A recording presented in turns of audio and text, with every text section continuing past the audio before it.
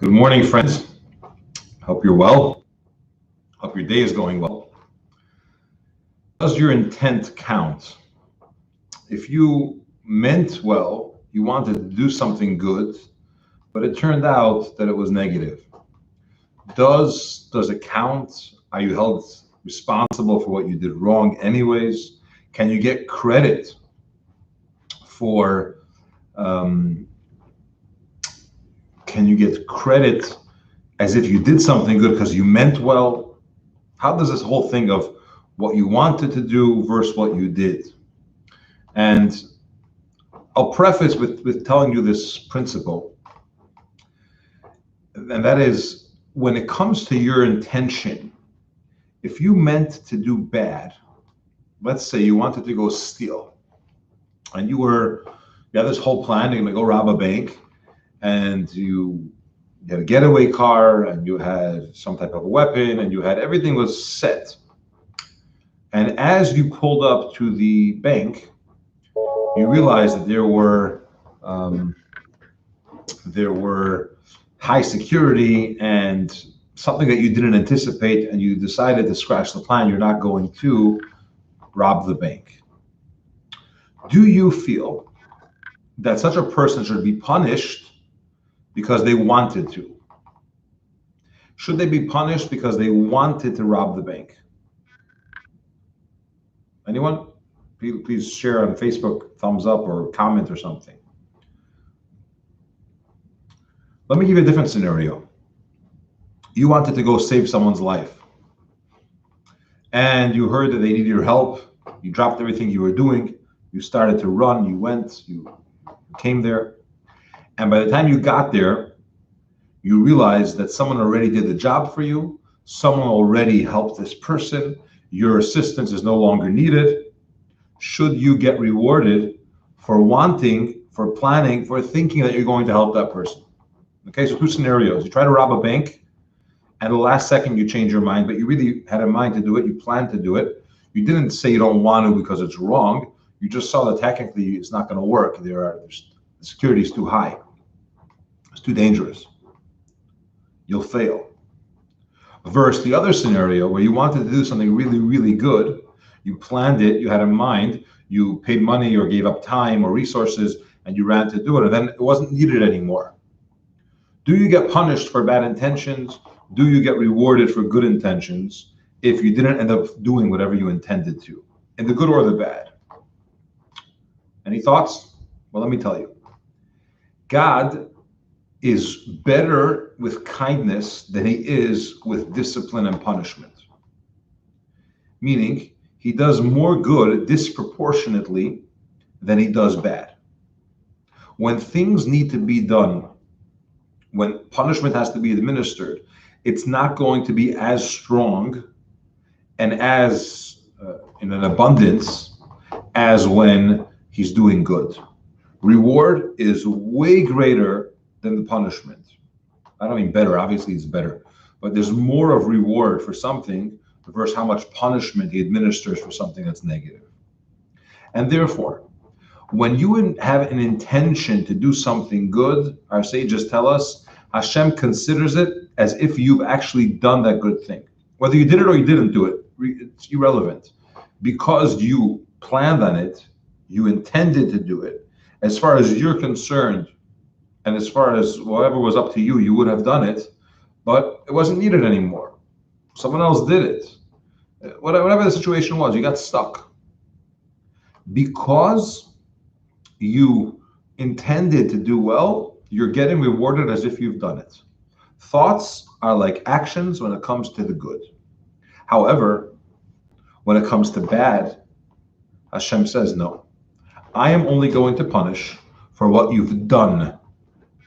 What you thought about doing, what you planned on doing, I'm not going to punish you. Now, I may punish you for being in the wrong place at the wrong time, for plotting to do bad things, but you're not going to get a punishment as if you've done it because you wanted to. If you didn't, you don't do it. You don't get punished. So the goodness is way greater than the bad. Good things that you do gets rewarded much more than if you do something bad. Now, with that context, let me tell you the following story. And this story is in this week's Parsha. We learned about the spies, we learned about the consequences of their actions and so on. But let's talk about another story in the Parsha. And that's called a Mikeshesh Eitzim, a guy that he was doing forbidden work on Shabbos. In the desert, he went out and he started to chop wood, gather wood, which is not allowed on Shabbos. Now, this is the first time that somebody committed such a crime, violating the Shabbos in such a manner among the Jewish people. They've just gotten the Torah not so long ago. People were sticking to it. They knew what they had to do. It's just our rules that we follow by. That's the Torah. And this fellow went and he broke the law and he started doing with his wood, chopping, gathering, etc. And there was a question, what's the punishment? What do you do with such a person? Right? What's the consequence? And the consequence for violating the Shabbos is they get the death penalty. And to clarify, because I think it's very important and often misunderstood, when the death penalty is administered in Jewish law, and it sounds harsh, and obviously death penalty is harsh, there are several requirements that if they're not there, it's impossible to give the death penalty. Firstly, for evidence, you have to have two witnesses that saw. If these two witnesses did not see the person doing the act, they could have came in and seen him holding a knife, dripping with blood. Scary, God forbid. But he does not get the punishment. Why? Because we don't have two witnesses that saw him kill. Now, in today's justice system, in modern society, you would require or you would allow a lot of other things to work. If a person was found holding a knife and there's someone that's dead and there's probable reason to say that this was him, he's not getting away so fast. And in Jewish law also, there are other punishments. But in order to give the death penalty, you need to have witnesses that have seen him commit the crime, which is very, very hard because most people are not going to commit the crime in front of two witnesses. Not only that, but two witnesses have to warn him and tell him, hey, what you're about to do is forbidden. And if you do it, your punishment is the death penalty. And don't do it or because we're watching you, etc. And still he goes ahead and he does it right after he was warned, then he'll get the punishment. But short of that, he's not getting the punishment. And even then, when you have the witnesses, you would need to cross-examine them. We would have to ask them many, many questions, interrogate them, things like, what time of the day was it? And if two witnesses are giving two different answers, it's a mistake, whatever, they didn't realize the time. Then you can't give the punishment. What was he wearing? Where was it? What did he use? What color were his pants? Whatever, a bunch of different questions that the cross-examining judges ask. And if you can't really ascertain everything is up to par exactly, you won't get punished. So imagine Shabbos. A person is violating the Shabbos. He's making himself a scrambled egg. It's forbidden. Okay, you can't do it. But you did it anyways. If you read the text, punishable by death. But he's not going to get the death penalty because two people would have to be in his house and see him and then say, hey, you can't turn on that fire, that stove. And then tell him if you do, then stoning is the punishment. And he does it anyways. Only in such a manner, in such a case, would he get killed. It's basically impossible. But this fellow went and he committed that sin. He was dealing with the wood on Shabbos, forbidden, punishable by death, and so on. Now, what many people don't know about this story is that his intent was very good. He had in mind something. He wanted to prove a point, which was very important. What he wanted to say was, you Jews think, meaning you fellow Jews. You know the story about the guy who converted. He tried to convert. He can never convert out of Judaism, but he went and became a priest. And everyone was so proud of him because, this was not just a guy that switched from being a Jew to non-Jew, but he actually became a priest. And he got up to give his first sermon, and he was loud, and it was clear, and it was great. It was very engaging. And when he finally finished, the head priest comes over to him and says, your speech was great, but the beginning, you started with my fellow Goyim. So this fellow that was gathering the wood, he said, dear Jews, my fellow Yidden, you think that because we are destined to die in the desert because of the whole story with the spies, and the punishment is that we're not going into Israel, only our children are going to go into Israel, the next generation, you therefore think that Torah doesn't apply. You think that you don't have to do any of the mitzvahs anymore. You may feel that you're banished from God, and all the laws of Shabbos, etc., will not apply until we get into Israel. But for now, we're fine. So let me prove to you, he says, that Torah does apply. It's not optional. And if you violate it, there's punishment. I'm going to go now and do something. Despite the warnings, despite being told what the consequences are, and I'll show you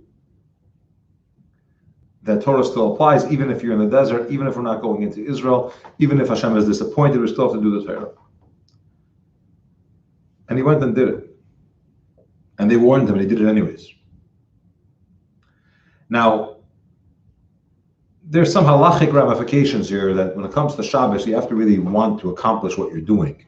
If you don't need the wood and you're just chopping it for no reason, not for a sport, and not because you want the wood, and not to release your anger or emotions, whatever it is, Shabbos has a certain qualification in order for it to be a violation that you're accomplishing something by doing that. So he was hoping that maybe what he's doing in the last second will be exempt, but from punishment, but he wasn't. But the point is that he meant well, but even if you mean well, that's not enough, because action is what matters. And he went and did the action. He violated the Shabbos by doing the chopping, the gathering of the wood. And because he did that on Shabbos, he gets punished, even though in his mind he said, I'm going to do this to prove a point. I want to show the Jewish people that Torah still applies, that we're still obligated by the mitzvahs, that we still have all these responsibilities towards Hashem, despite the fact that we're not going into Israel yet, despite the fact that we've been punished, despite the fact that the whole generation is staying here. Now, let's talk about what happened afterwards. Moshe Rabbeinu went to God and said, listen, in all fairness, he had no symbol, no reminder about the mitzvahs. It was Shabbos. During the week, we have tefillin. It reminds us that that there's a God. It reminds us that we have a obligation, a responsibility. We belong to something. But it was Shabbos. And this person, says Moshe Rabbeinu to God, didn't have tefillin. And he couldn't remember, or he easily could forget the mitzvahs. So how could we hold him accountable? And Hashem said, I'm going to give you a mitzvah that applies on Shabbos also. I'm going to give you the mitzvah of tzitzis. And wearing tzitzis, which is a four-cornered garment, and it has strings that hang out from it. We wear it every single day of the year. And our custom is we even wear it at night, sleep with it. So when you have that, the tzitzis are going to be your reminder about the mitzvahs. If you count how many strings we have, and you add up the knots, And the word tzitzis, the numerical equation of tzitzis, you get 613. And together, that's a reminder of 613 mitzvahs that we have. So if it's Shabbos or Yom Tov or a weekday, whatever it may be, you always have that reminder of tzitzis. I want to share with you a story about tzitzis. There was a great wealthy merchant. He was actually a leader of the Jewish community, very involved in Vilna, Lithuania, about in Jewish institutions and making sure that everything was going properly. And anytime they needed some help, if it was a school, if it was a shul, if it was a mikvah, if it was a guest house, if it was a soup kitchen, whatever it was, he was very, very involved. His name was Reb Meir Rafalz, very wealthy man. He was once traveling on a business trip. He was going to a big market. And as he's traveling, his coachman is leading the horse. He's in the wagon, the coach. And all of a sudden, they're going over a bridge, and he shouts, "Stop, stop, stop, stop the wagon." Stop the wagon. What happened? He says, "I didn't realize, but one string of my tzitzis have ripped off, probably a whole corner ripped off. And I do not want to travel any further without tzitzis. Jewish law is, without tzitzis, you can't walk more than 4 amas, more than 6 feet. And I'm not going anywhere. But you don't have any tzitzis. It's going to get dark. So I don't care. We'll wait till someone comes by. We'll ask them to lend us tzitzis or to get us tzitzis." They're waiting and waiting and waiting. And finally, some guy comes by. Some fellow. He sees this Jewish guy, has a sack over his shoulder. He's probably a peddler of some sort. And he screams out, "Yo, Reb Yid, Mr. Sir, Mr. Yo, yo, yo, stop." The guy doesn't even turn around. He starts to shout, "I need you, it's urgent. You listen, hello, mister." Finally, he stops, turns around, he's like, "What?" He said, "You have any tzitzis?" He said, I don't know, even if I did, I'm not going to stop now and go looking through my bag and risk having to get, to town at night. It's getting dark outside. No, don't worry, I can give you a ride. He said, no. I have people to see, money to make. I'm not stopping for nothing. He said, I'll pay you. Well, you're going to pay me a ruble? It's not worth it. So he said, how much money do you want? I'll give you whatever you want. Just check if you have tzitzis. So he says, give me all the money that you brought with you for your trip. Now here's a very wealthy merchant going to a big market to buy a lot of merchandise. He has a huge sum of money with him. And the fellow at Amir Rafal says, no problem. He stops, he finds in his bag tzitzis, he gives it to him. And Amir Rafal empties out all of his pockets. He had a pouch with money. He had a case with money. He had a pocket with money. The whole thing he emptied out. Took the tzitzis. He was as happy as can be. He connected, tied it together, and he continued on his journey. Back home to get more money. When he came to the Alter Rebbe, his Rebbe, the Alter Rebbe said, 1 second. He went to the shelf and took down a bag, and he gave him money. It was exactly the amount of money to the ruble, to the kopek, that he gave to that merchant. Turns out that peddler traveling was not just a peddler.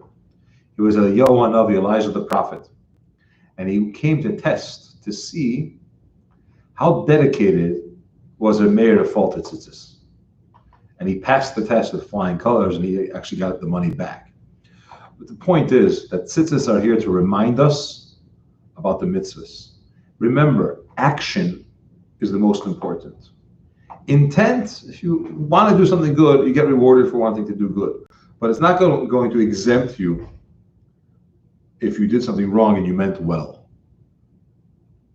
It's some kind of good intention. You need to focus on the action. How is what's the end result? How is it being perceived? And so on and so forth. Have a wonderful day. Thank you so much for joining. Please take a minute if you're on YouTube and subscribe. If you're on Facebook, share it, like it, follow. And I look forward to learning together very soon. Sei gesund.